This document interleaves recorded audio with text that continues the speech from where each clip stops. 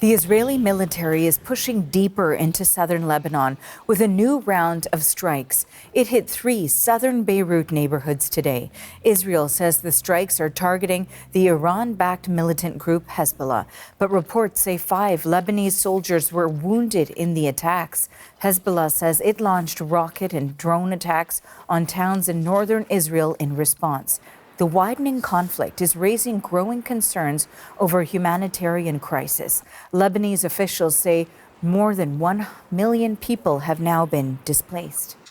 So for more on this, we've reached the UN Humanitarian Co-ordinator in Lebanon, Imran Riza. He joins us from Beirut. Welcome. Thank you for making time for us today. Thank you. Good to be with you. We've been reporting that more than 1 million people have been displaced in Lebanon so far, according to authorities. Can you describe for us what you're seeing on the ground? Well, it's been a really rapid displacement. We're, I think, in the 15th day since the hostilities escalated.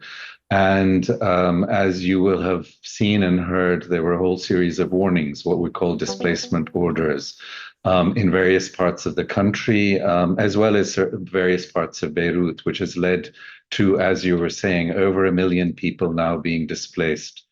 Some 150,000 or so are in shelters. The rest are basically out of shelters. They're being hosted by different communities and the like. And there are still people that are unsheltered at this time. So how large of a concern is that, of course, for those individuals? Many of them, too, are children who are impacted by this. They're not in school. So many, as you've described, they're staying in tents or without. Yeah, the estimate right now is about 350,000 children that have been displaced. And they're in different collective shelters, and the collective shelters are generally schools, classrooms and schools that have been given over to this. So obviously those classrooms aren't being used for education. I think one thing that's incredibly important to remember is that this is the large part of these people were also displaced in September to November 2024, so just 15 months ago. They have all been trying to restart their lives, and again, there has been a huge escalation of hostilities, a conflict that's been going on. So they were just sort of getting back to some sense of trying to restart lives. Again, they're displaced and do not know exactly how long this will last at this time. You know, because you've had an opportunity to also speak with some of these people, can you share with our viewers what they're telling you about the toll this is taking on them? As you said there, of course, it was 15 months ago that they were facing hardship again, with displacement, with injuries, multiple deaths as well. And now, once again, there is a similar situation. We know that Lebanon's health ministry has confirmed at least 886 people have been killed. So to that end, how are people feeling and coping? They're feeling very afraid, and they're feeling very uncertain, and they don't know where to go to, because many of them, even in the shelters that they'd moved to or in the areas while they were moving, have suffered attacks in their movements. So have had to move 2, 3, 4 times, and there are a lot of targeted attacks that are happening, and the consequences of this generally are many civilians being affected. You were talking about the overall death figure. Of that, 111 are children. So that's in a space of 2 weeks, you've had 111 children killed. Civilian consequences are huge, and especially on health infrastructure and health workers. We have now had 30 health workers as well killed over the last 2 weeks, and 24 different attacks on health infrastructure.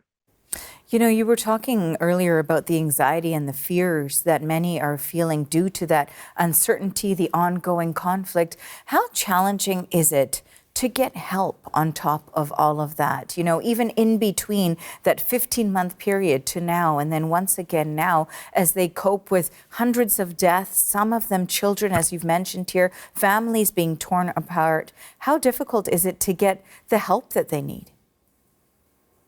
In 2024, despite all the crises that Lebanon had gone through, we were actually better off at the beginning of the escalation of hostilities in 2024.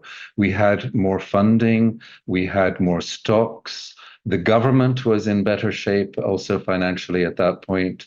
And then when we went into the conflict, you had a lot of assistance coming from many of the Gulf countries as well as other countries. But the Saudis, the Qataris, the Emiratis, the Kuwaitis, the Omanis, etc. We had an air bridge, and a lot of relief supplies were coming through that. This time around, we've not only gone through a huge funding crisis over the last year, where a lot of the humanitarian agencies have been cut in terms of human resources and the ability, the number of programs they can run. So we're weaker in that way. The government is also has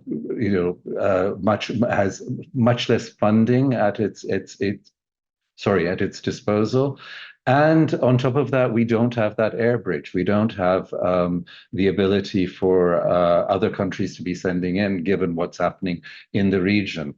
So it's a lot about trying to raise funds, trying to mobilize resources again because of this emergency. We launched a flash appeal last Friday for $308 million to try and cover the next 3 months of it. In fact, Canada was one of the first countries that contributed in that, pledged for that, and has been, I should note, since I'm speaking to you and your audience, has been a very strong donor to Lebanon, a great supporter of Lebanon. But I think right now what we're looking at is a catastrophe that doesn't really have any end in sight in the immediate term. So we're going to have a much higher level of support coming in. The response right now is actually quite well coordinated. We're working very closely with the government. The government leadership has been excellent at this time, but the institutional capacity of the government is very weak. So without international support to this, there's going to be a great deal more suffering. Imran, I want to thank you so much for your time and your thoughts on this today. We appreciate it. Thank you. That is the UN Humanitarian Coordinator in Lebanon, Imran Riza. We reached him today in Beirut. Thank you.